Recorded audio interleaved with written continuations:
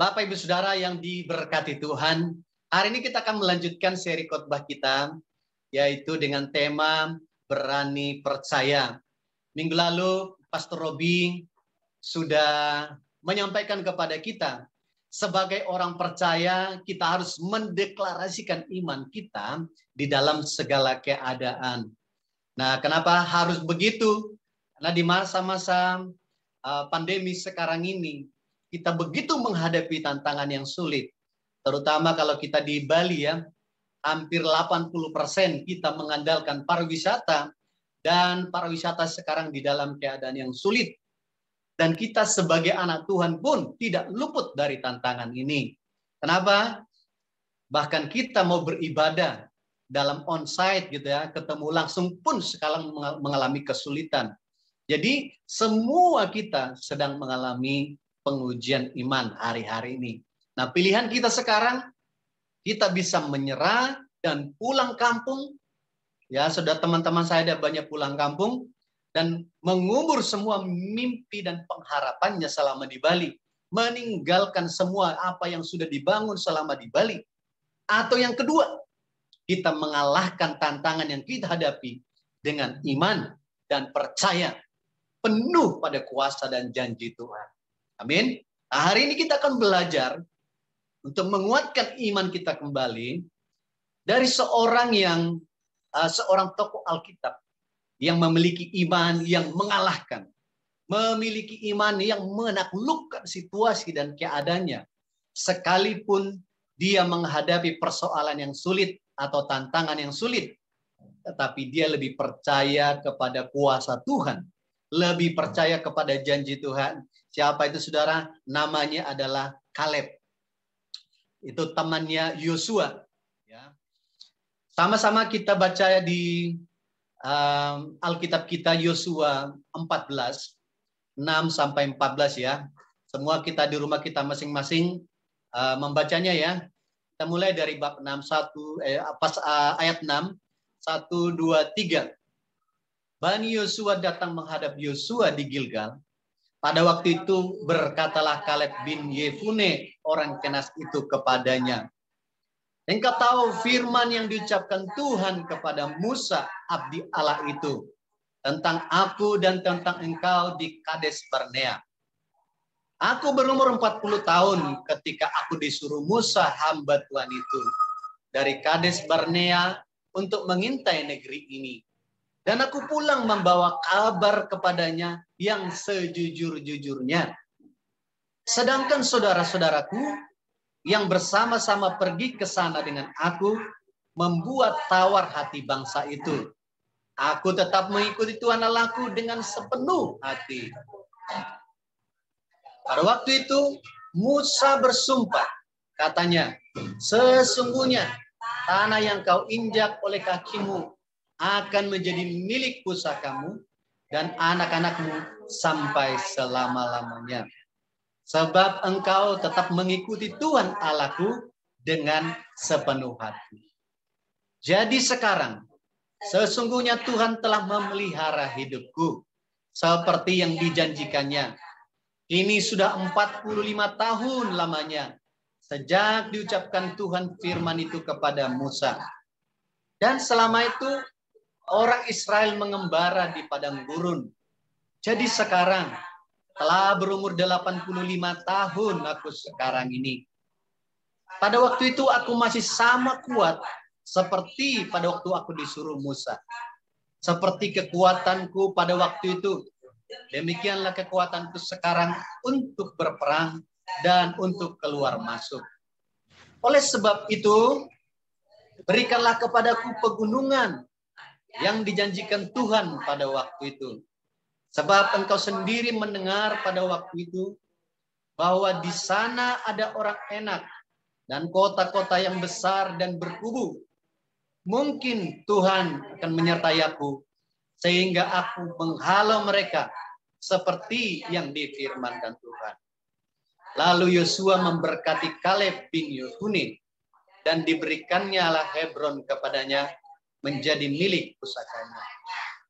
Itulah sebabnya Hebron menjadi milik pusaka Kaleb bin Yefune, orang Kenas itu sampai sekarang.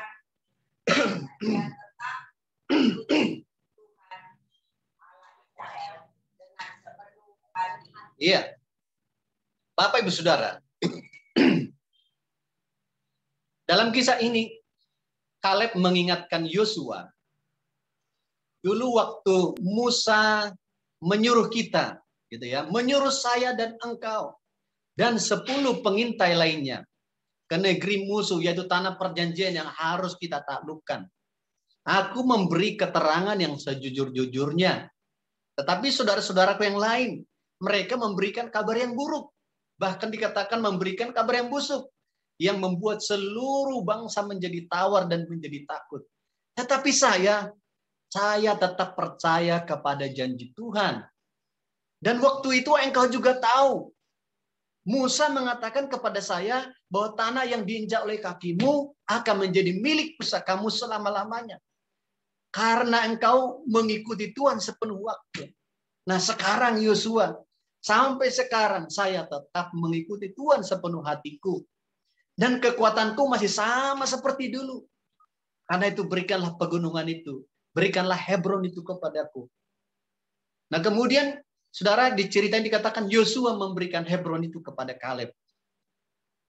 Pertanyaannya, apakah persoalan Kaleb sudah selesai waktu Hebron diberikan kepadanya? Tidak, saudara. Kenapa? Karena Kaleb harus menguatkan iman dan percayanya. Karena dia harus menaklukkan Hebron itu. Musuh-musuhnya masih ada di sana. Nah, saudara, kalau Hebron ini, kalau lihat di peta, biasanya kan ada hijau, ada warna orange, terus coklat gitu ya. Kalau orange sama coklat ini berarti dia pegunungan tinggi. Daerahnya tinggi. Jadi daerah Hebron ini dikatakan itu di atas 3.000 kaki atau hampir 1.000 meter, hampir 1 kilo dari permukaan laut. Jadi daerahnya itu kalau mau menaklukkan, mereka harus ke atas. Saudara bayangkan ya, musuh di atas kita dari bawah menyerang. Itu kemungkinan menang itu sulit. Dari atas dilempar raja batu, itu bisa mati banyak orang. Kemudian, saudara, Hebron itu namanya dulu adalah Kiryat Arba. Dikenal sebagai Kiryat Arba. Artinya apa? Itu terkenal dengan negeri 5 raksasa. Jadi benar-benar di dalamnya itu orangnya besar-besar semua. Orang-orangnya tinggi-tinggi semua. Nah, sementara penduduk Israel, orang-orangnya hanya sedang-sedang saja. Jadi bayangkan kalau berperang antara kelas berat dan kelas ringan. Tidak seimbang sebetulnya. Nah, kemudian Kaleb ini juga sudah tua. Sudah 85 tahun. Dan dia akan menghadapi raksasa-raksasa itu. Dan menghadapi kota-kota tertinggi itu. Saudara, tentu ini bukanlah pekerjaan yang mudah. Ini pekerjaan yang sulit. Bahkan dikatakan pekerjaan yang menakutkan. Nah, hari-hari ini kita mungkin seperti ilustrasikan seperti itu. Kita sedang menghadapi Hebron. Ada gunung di depan kita. Ada raksasa-raksasa di depan kita. Mungkin masalah apa? Masalah utang. Masalah pekerjaan. Masalah usaha. Masalah kesehatan. Mungkin Bapak Ibu Saudara mungkin ada sedang cicilan yang harus dipenuhi setiap bulan. Sementara penghasilannya tidak seimbang. Itu gunung, saudara. Tetapi kita belajar. Kalau Kaleb mampu menaklukkan Hebron itu, saya percaya setiap kita, kalau kita setia di hadapan Tuhan, kita yang disertai Tuhan, kita yang setia kepada Tuhan ini, kita juga pasti bisa menaklukkan Hebron kita. Ada amin? Mungkin kita bertanya, bagaimana caranya Tuhan? Kaleb juga mungkin bertanya bagaimana caranya Tuhan. Tetapi apa yang diambil sikap dia, yaitu sikap yang percaya kepada firman Tuhan. Percaya pada kuasa Tuhan. Percaya kepada janji Tuhan. Itulah yang menjadi dasar iman dia, sehingga dia bisa menaklukkan Hebron itu. Nah sekarang pertanyaannya buat kita adalah, seperti apa orang yang memiliki iman yang menaklukkan itu? Bagaimana kita membangun hidup kita untuk memiliki iman yang menaklukkan itu? Kita akan belajar dari cara Yosua membangun hidup, Kaleb membangun hidupnya. Yang pertama adalah Kaleb ini memiliki cara pandang yang berbeda, memiliki cara pandang dengan iman. Nah, kalau kita punya, untuk kita bisa memiliki iman yang menaklukkan, harus pertama punya cara pandang yang berbeda terhadap keadaan. Dikatakan tadi Yosua 14 ayat 7, dikatakan begini, aku berumur 40 tahun ketika aku disuruh Musa, hamba Tuhan itu, dari Kades Barnea untuk mengintai negeri ini. Dan aku pulang membawa kabar kepadanya yang sejujur-jujurnya. Berarti yang sejujur-jujurnya itu apa, saudara? Yang benar-benar dilihat oleh mata.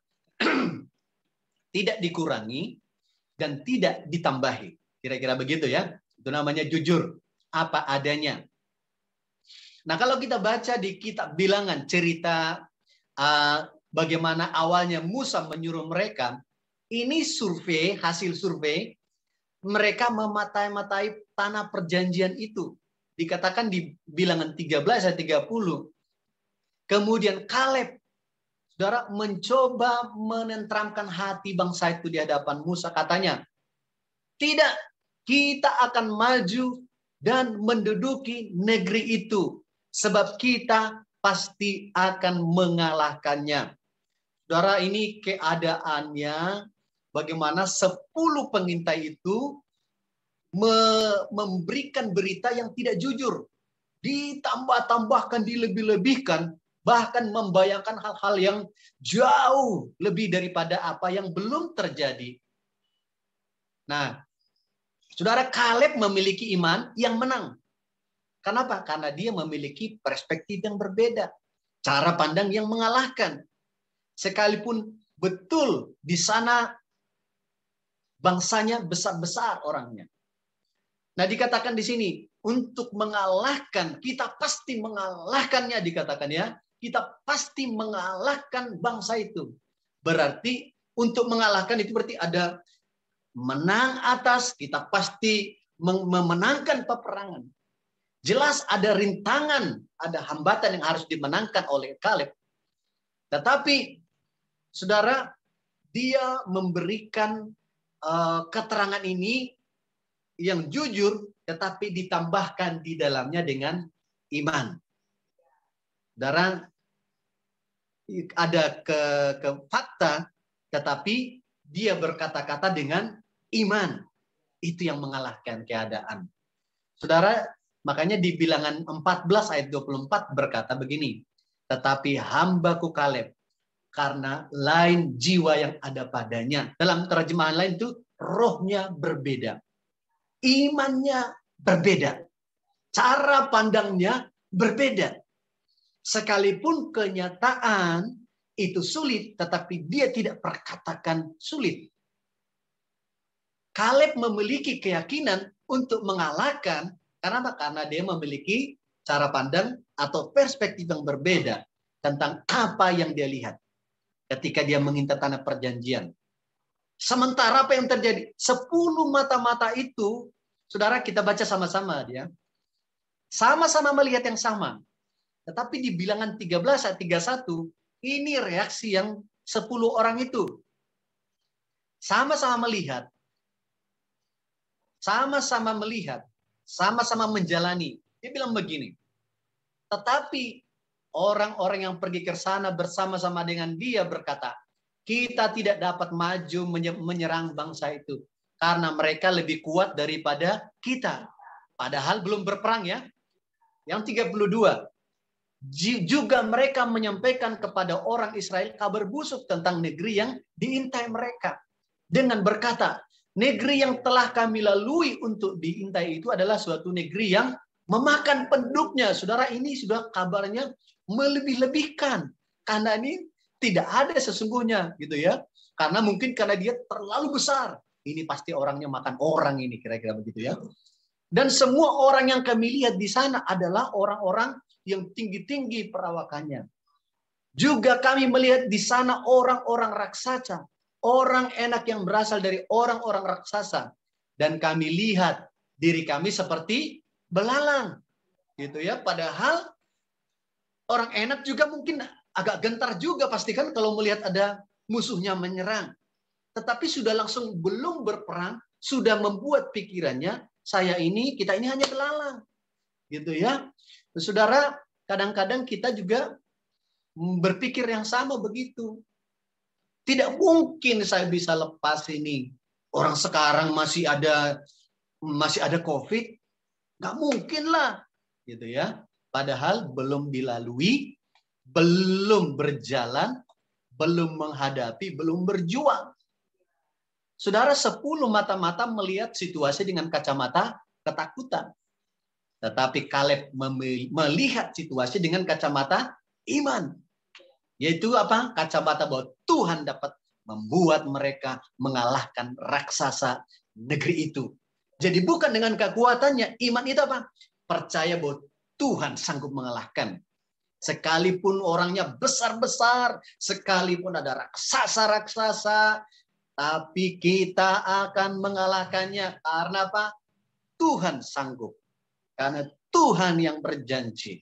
Karena Tuhan yang menyertai kita. Saudara, bagaimana dengan kita hari-hari ini? Apakah kita melihat raksasa-raksasa yang kita hadapi dengan cara pandang ketakutan? Atau kita melihat rintangan atau raksasa yang kita hadapi dengan kacamata iman? Pilihan ada 2. Tidak mungkin ada di tengah-tengah. Ada dengan ketakutan atau dengan iman. Dalam situasi kekurangan, kita menjadi takut atau melihat dengan sikap iman bahwa Tuhan pasti menyediakan. Dalam situasi kebingungan, apakah kita takut atau kita melihatnya bahwa Tuhan adalah damai sejahteraku, sumber damai sejahteraku. Saya pasti bisa bersuka cita di tengah-tengah situasi ini. Saya pasti diberikan jalan keluar di tengah situasi ini. Pada waktu kita sakit, kita bisa memilih takut atau kita bisa memiliki sikap iman bahwa Tuhan adalah penyembuh saya. Tuhan sanggup menyembuhkan saya. Dalam sakit sekalipun, Tuhan menyembuhkan saya. Tuhan penyembuh saya. Nah, saudara, saya percaya ada beberapa jemaat, saudara punya kesaksian juga yang saya dengar. Ada yang apalagi yang sudah kena COVID gitu ya. Saya percaya kalau saudara bisa sehat, saudara menaikkan iman saudara. Tuhan sanggup menyembuhkan. Saudara menaikkan doa saudara. Tuhan penyembuhku. Tuhanlah kekuatanku. Saudara, itu mengangkat imun kita naik. Saudara. Jadi saudara bisa sehat hari ini. Karena saudara mengangkat iman saudara. Percaya saudara berjuang bahwa Tuhan adalah penyembuh. Di dalam ketidakpastian. Apakah kita melihat ketakutan. Atau kita melihat dengan sikap iman. Tuhan adalah pemelihara saya. Kalaupun burung-burung mereka tidak menabur, tapi mereka dipelihara Tuhan. Apalagi saya. Inilah iman, saudara. Saudara, ada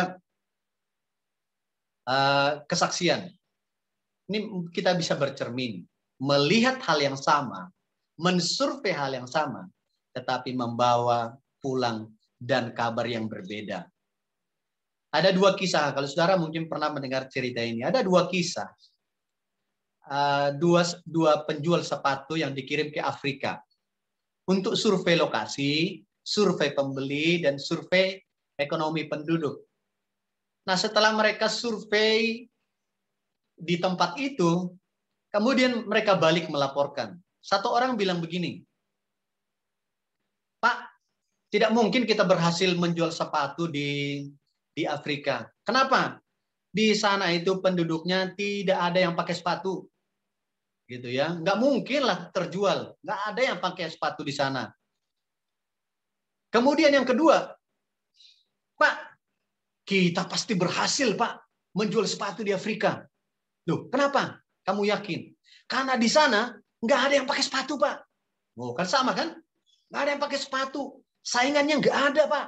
Berarti kalau kita menjual sepatu di sana, wih, semua orang bayangkan, Pak, menjadi membeli sepatu kita. Kita menjadi makmur dan sukses.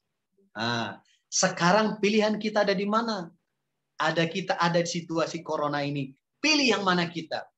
Kalau saya pilih iman, percaya bahwa Tuhan sanggup mengalahkan setiap keadaan ini. Amin. Jadi milikilah cara pandang yang berbeda terhadap situasi dan keadaan. Yang kedua, apa yang kita belajar dari Kaleb? Seperti apa orang yang menaklukkan, punya iman yang menaklukkan itu? Dia adalah orang mengikuti Tuhan sepenuh hati. Ya, mengikuti Tuhan sepenuh hati. Kita sama-sama baca di ayat 9 tadi. Dikatakan begini. Pada waktu itu, Musa bersumpah, katanya, sesungguhnya tanah ini, tanah yang diinjak oleh kakimu akan menjadi milik pusakamu dan anak-anakmu sampai selama-lamanya. Sebab engkau tetap mengikuti Tuhan Allahku dengan sepenuh hati. Saudara, ini dilihat oleh Musa bahwa Kaleb ini mengikut Tuhan dengan sepenuh hati. Nah, kalau Bapak Ibu Saudara nanti baca di ayat 8, 9, dan 14 itu, ada 3 kali berkata, aku mengikut Tuhan dengan sepenuh hati. Sepenuh hati itu apa? Dengan seluruhnya, dengan lengkap, dengan total gitu ya, 100%, tidak setengah-setengah. Kadang-kadang kita berkata, aku percaya kepadamu Tuhan. Tetapi percayaannya itu 50%. Tetapi yang harus kita bangun, percaya kepada Tuhan sepenuh hati. Katakan sama-sama, sepenuh hati. Kaleb memiliki iman yang menaklukkan karena dia mempercayai Tuhan dengan sepenuh hati. Saudara, 10 pengintai lainnya tidak mempercayai Tuhan sepenuhnya. Apakah mereka tidak percaya Tuhan? Percaya. Saudara, itu adalah orang-orang Israel. Tapi mereka melihat kepada keadaan. Dilihat apa yang dilihat oleh mata, bahkan membayangkan kekalahan sebelum berperang. Dan iman mereka itu mempengaruhi bahkan seluruh bangsa Israel menjadi takut, saudara. Saudara, di Bilangan 14 ayat 1 berkata begini. Kita sama-sama baca ya.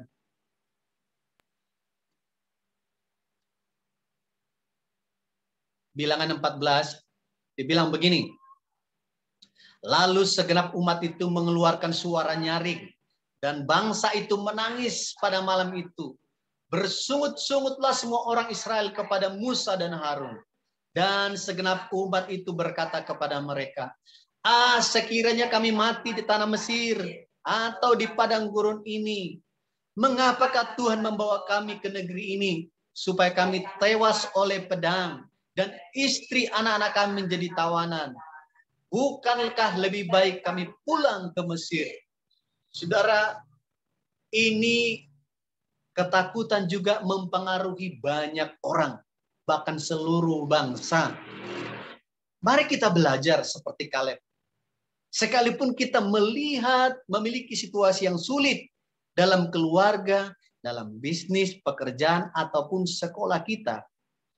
Satu hal yang kita belajar untuk kita bisa memiliki iman yang menaklukkan. Ikutilah Tuhan dengan sepenuh hati, dengan segenap hati. Mempercayai penuh pemeliharaan Tuhan. Mempercayai penuh kuasa Tuhan.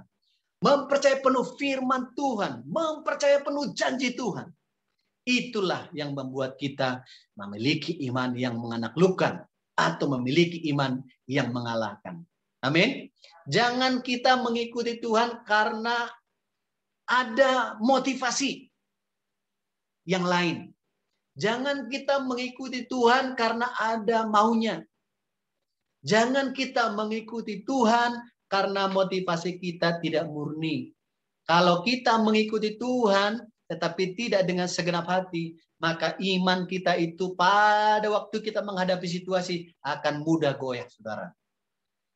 Ada orang berkata begini, Tuhan, Kalau saya dapat pekerjaan bagus, kalau saya diberkati, saya akan mengikuti Engkau sungguh-sungguh.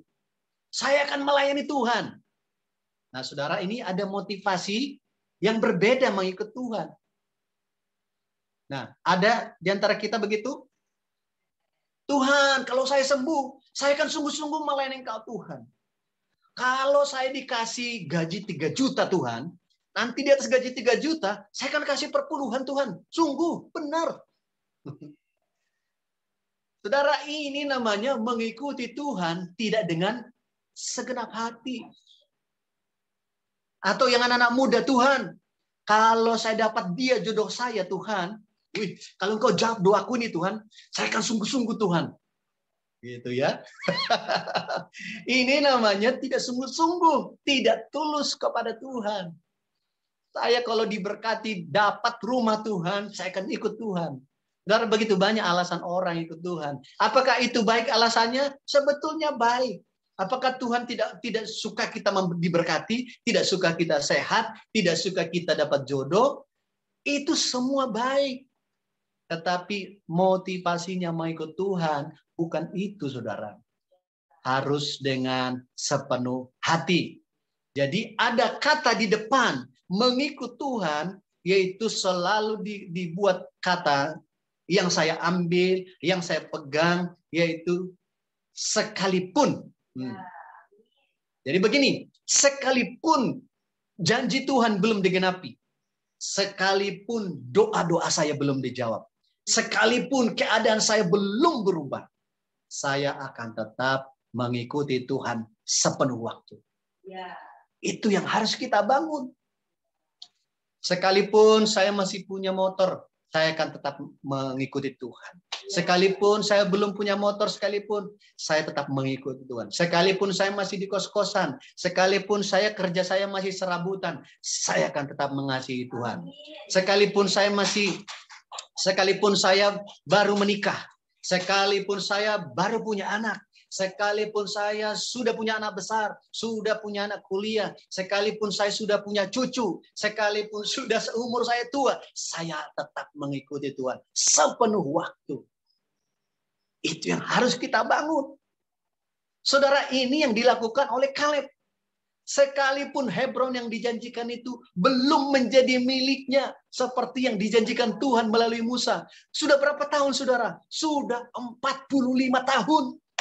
Itu bukan penantian yang mudah. Abraham itu menantikan anak 25 tahun. Tetapi ternyata Kaleb menantikan janji Tuhan 45 tahun. Jauh lebih lama. Ayo Bapak Ibu Saudara, apakah di sini ada yang sudah menantikan janji Tuhan 45 tahun? Belum pastinya ya.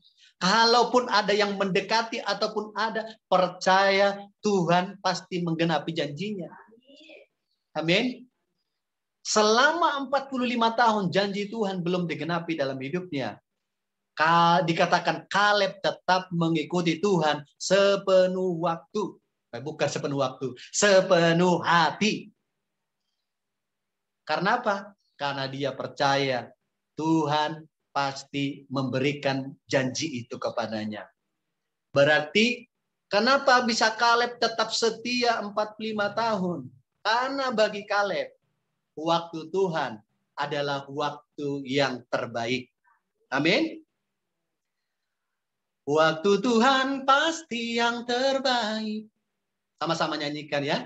Walau kadang tak mudah dimengerti, lewati cobaan, ku tetap percaya waktu Tuhan pasti yang terbaik. Mari kita pegang terus itu. Percaya janji Tuhan yang terbaik dan pasti akan digenapi. Amin. Itulah rahasia memiliki iman yang menaklukkan. Yang ketiga, seperti apa orang yang memiliki iman yang menaklukkan itu? Adalah orang yang tetap memegang janji Tuhan. Sama-sama katakan, tetap memegang janji Tuhan. Yosua 14 ayat 10 kita sama-sama baca ya. Jadi sekarang, sesungguhnya Tuhan telah memelihara hidupku. seperti yang dijanjikannya. Kini sudah 45 tahun lamanya sejak diucapkan Tuhan firman itu kepada Musa. Dan selama itu orang Israel mengembara di padang gurun. Jadi sekarang telah berumur 85 tahun aku sekarang ini. Saudara, 85 tahun dikurangi 45 tahun. Saudara, janji itu diucapkan Kaleb itu berumur 40 tahun. Jadi bagaimana dia dijanjikan tanah perjanjian itu. Saudara, ada di antara kita sudah berumur 85 tahun? Belum ada ya? Di sini kita di jemaat kita yang paling senior itu adalah Pak Peter ya. Luar biasa Pak Peter. Sekalipun umurnya sudah lebih di atas 60, dia tetap bekerja keras, saudara. Dia tetap tidak menyerah untuk berkreasi, bikin bisnis ini, cara itu. Saya percaya Tuhan memberkati Pak Peter dan Ibu Chandra. Harus dicontoh, jangan langsung bilang pensiun. 60 tahun pensiun, oh saya pensiun. Saya tidak mau kemana-mana lagi, saya di rumah saja. Enggak, saudara. Kaleb 85 tahun. Di Indonesia biasanya itu sudah sudah sangat pensiun.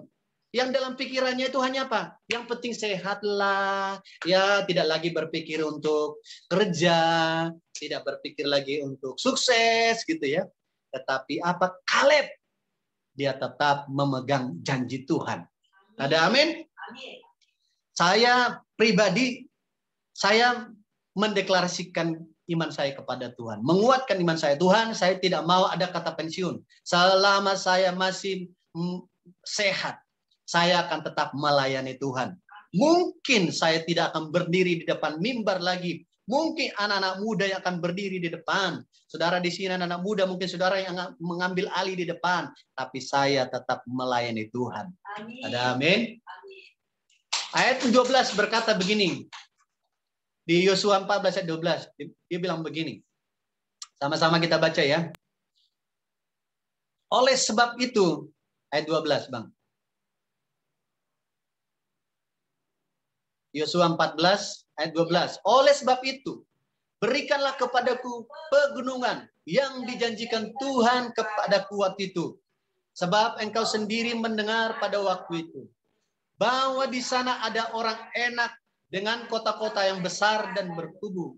Mungkin Tuhan menyertai aku sehingga aku menghalau mereka seperti yang difirmankan-Ku. Saudara, sekalipun usia Kaleb sudah tua, tetapi dikatakan semangat dan kekuatannya tidak menjadi lemah.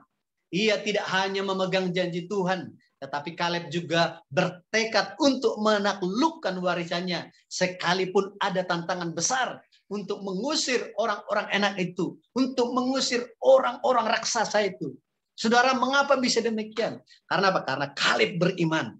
Tuhan pasti memenuhi janjinya dengan memberikan tanah itu kepadanya. Kaleb beriman bahwa Tuhan akan menyertainya dalam menaklukkan negeri itu. Itu yang harus kita bangun. Amin. Dulu ada sepasang suami istri yang kami kenal. Ini bagus sekali kita belajar. Setelah mereka menikah, tentu kalau sudah menikah pasti yang diharapkan punya anak. Tetapi setelah 2 tahun, saudara, anaknya belum tak kunjung datang. Kemudian mereka mengecek ke dokter, mungkin ada yang masalah dengan kesehatan mereka berdua. Dan dokter meneliti dan hasil pemeriksaannya adalah memang si wanita itu ada sel telurnya itu tidak normal. Jadi kecil daripada yang normal. Jadi dokter juga mengatakan memang kemungkinan besar ibu untuk memiliki anak ini sulit.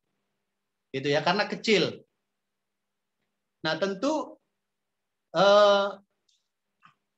bagi mereka itu seperti membuat mereka down, saudara. Tetapi kabar baik mereka tidak menyerah. Satu kali mereka ikut, karena di jemaat kita kan ada seminar mendengar suara Tuhan. Kemudian mereka ikut kelas itu. Nah, mereka ada mendengarkan pengajaran. Nah, satu kali ada sesi guru membuat satu pelatihan. Jadi ditantang semua yang ikut kelas itu. Baik, ini kita belajar mendengar suara Tuhan. Nanti suara Tuhan apa yang saudara dengar, langsung tulis. Gitu ya. Kita kasih waktu 3 menit. Jadi saudara dengar suara Tuhan, kemudian mari kita berbahasa roh, dengar suara Tuhan, langsung tulis. Apa yang sudah dengar, nanti coba disampaikan. Kemudian semua diam, semua tunduk, mulai menulis. Saudara, di detik dia Tuhan, engkau berbicaralah kepadaku. Saya mau mendengar engkau berbicara malah tentang diriku. Saudara, dia dengar dengan iman gitu ya. Ada satu suara Tuhan berkata bahwa kamu akan mempunyai anak dari rahimmu sendiri. Saudara, langsung dia tulis, saudara. Dan itu yang dia katakan. Semenjak itu dia memegang perkataan Tuhan itu. Saudara, sampai tahun depan belum, tapi dia tetap memegang perkataan itu. Dia tetap deklarasikan. Dia tetap percaya pada janji Tuhan. Dan tahun kelima, saudara, istrinya hamil. Dan anaknya lahir sehat, laki-laki, sampai sekarang sudah besar dan sudah sekolah di BSA lagi. Saudara, mereka tetap percaya dan tidak menyerah karena mereka memegang janji Tuhan. Ini persoalannya bukan tentang kalau tidak ada anak berarti kurang beriman, bukan itu. Tapi ini berbicara tentang memegang janji Tuhan. Apakah ada orang yang memang tidak punya anak? Ada. Apakah ada orang yang memang tidak menikah? Ada. Semua punya panggilan yang berbeda di dalam Tuhan. Pertanyaannya adalah suara Tuhan apa yang kita pegang? Janji Tuhan apa yang kita pegang? Yang Tuhan bicara kepada kita. Itu yang utama. Karena kalau janji Tuhan itu datang dan kita pegang, maka itu akan terjadi. Ada amin. Pertanyaannya buat setiap kita Bapak Ibu Saudara. Apakah Bapak Ibu Saudara dan saya memiliki janji Tuhan? Apakah Tuhan pernah berbicara sesuatu kepada kita? Coba diingat-ingat. Mungkin pernah saudara menerima nubuatan. Atau saudara pernah mendengar langsung dari Tuhan. Atau bisa melalui peristiwa. Atau bisa melalui saudara waktu membaca firman. Seperti biasa, tapi ada satu firman yang seperti meloncat dalam hidup saudara. Dan itu berbicara kepada saudara. Dan saudara mengatakan, yes Tuhan, ini firman buat saya. Ini firman yang Tuhan katakan buat saya selama ini. Yang selama ini saya bingung. Pegang itu, deklarasikan, perkatakan kepada situasi saudara. Maka saudara akan mengalahkan keadaan.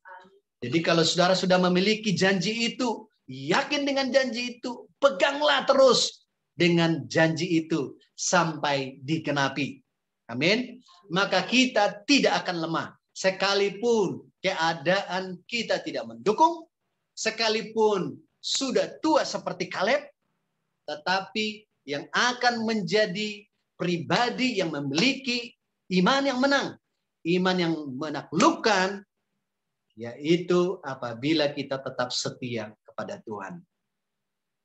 Amin. Tetap kita memegang janji Tuhan. Haleluya. Saya akan tutup dengan Yohanes 16 ayat 33. Sama-sama kita baca ya, Yohanes 16 ayat 33. 1, 2, 3. Semuanya itu kukatakan kepadamu, supaya kamu beroleh damai sejahtera di dalam aku. Di dalam dunia kamu menderita penganiayaan, tetapi kuatkanlah hatimu, aku telah mengalahkan dunia.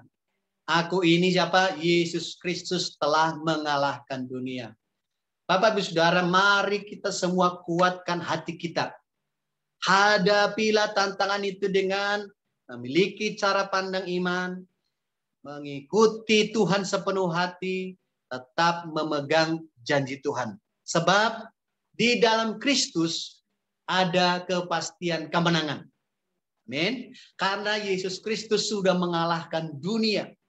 Sekalipun sepertinya kita menghadapi raksasa-raksasa, persoalan-persoalan, intimidasi-intimidasi si iblis, tuduhan-tuduhan si iblis, tetapi garansi kemenangan sudah diberikan oleh Tuhan. Di dalam Yesus tidak ada satu kuasa pun yang sanggup mengalahkan firman-Nya, yang sanggup membatalkan firman-Nya. Di dalam Yesus ada kemenangan yang pasti. Amin. Kita tetap bisa mengalami damai sejahtera. Dikatakan, kuatkanlah hatimu. Gitu ya. Sebab apa? Supaya apa? Supaya kamu beroleh damai sejahtera di dalam aku. Artinya apa? Waktu kita punya iman di dalam Tuhan. Walaupun situasi sulit. Keadaan sekarang ini seperti menghimpit. Ada COVID-19 yang belum selesai. Tapi kita bisa tetap di dalam damai sejahtera. Mungkin sekarang kita hanya bisa dapat makanan. Maksudnya yang penting dapat makan aja sehari-hari. Untuk berpikir hal-hal yang besar mungkin sekarang banyak tertunda. Tetapi kita tetap bisa hidup dalam damai sejahtera. Tidak menyerah. Ada amin?